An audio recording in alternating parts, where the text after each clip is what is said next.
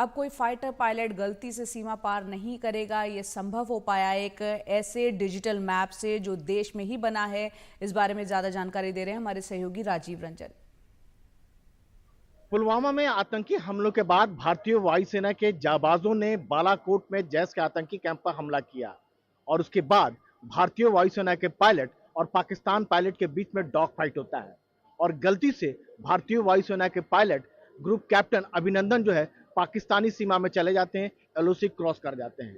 लेकिन अब कोई भारतीय वायुसेना का पायलट गलती से एलओसी क्रॉस नहीं करेगा, क्योंकि उसके लिए एचएएल जो है एक डिजिटल मैप तैयार किया है। क्या है मैप, बात करते हैं उसके डायरेक्टर जो है इंजीनियरिंग जो है डीके सुनील। सर ये क्या है, जरा इसके बारे में बताएं आप।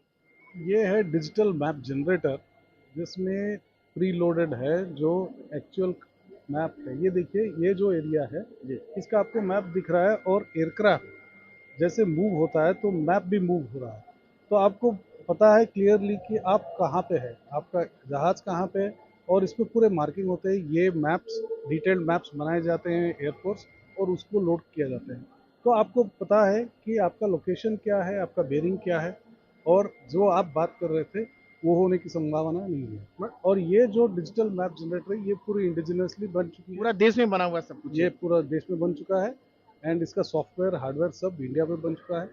तो हम ये अब हर एक एयरक्राफ्ट में लगाएंगे।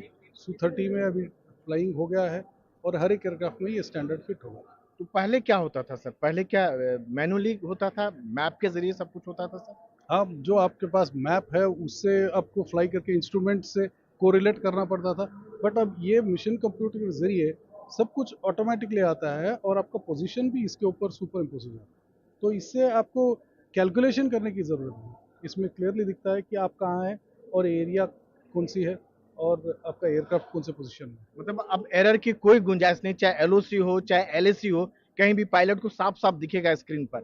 जी, उसको साफ दिखेगा कि कौन सा एरिया है और उसका बॉर्डर लाइन क्या है, और जो भी इसके फीचर्स है।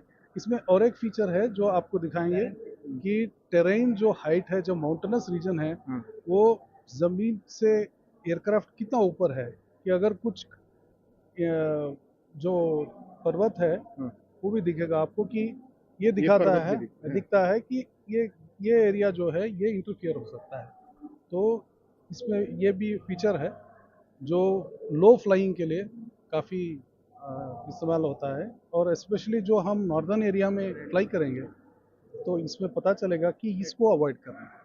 तो इसको डिजिटल मैप जनरेटर के साथ ये भी आपको तो मतलब पायलट का काम बहुत हद तक आसान आपने एचएएल कर दिया। सेफ्टी भी बढ़ाता है ये, क्योंकि ये जो एरियाज है ये पोटेंशियल है कि जहाज इससे टकरा सकता है, तो उसको ये सेफ्टी के लिए काफ़ी यूज़ होता है। तो सर अब जब देश में बनने लगा है डिजिटल मैप आप लोगों ने बनाया हुआ है, तो इससे कितने मतलब पैसे की बचत हो रही है? पहले बाहर से मंगाना पड़ता होगा ये नेविगेशन के लिए लगभग।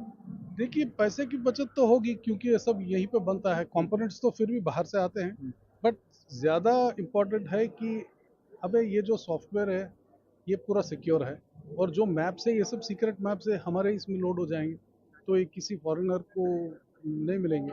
तो सिक्योरिटी के हिसाब से ये बहुत इम्पोर्टेंट है, और ये सब हमारे देश में बनता है आजकल।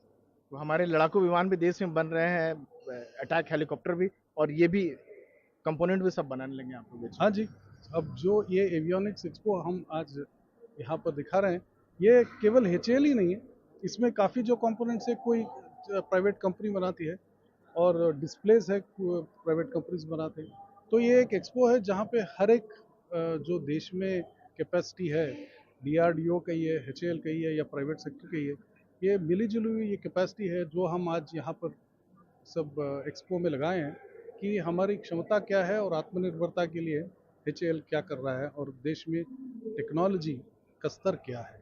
तो जाहिर सी बात है कि एचएएल की वजह से एवियोनिक्स सेक्टर जो है भारत नई ऊंचाइयों को छू रहा है। नई दिल्ली से राजीव रंजन, एनडीटीवी इंडिया।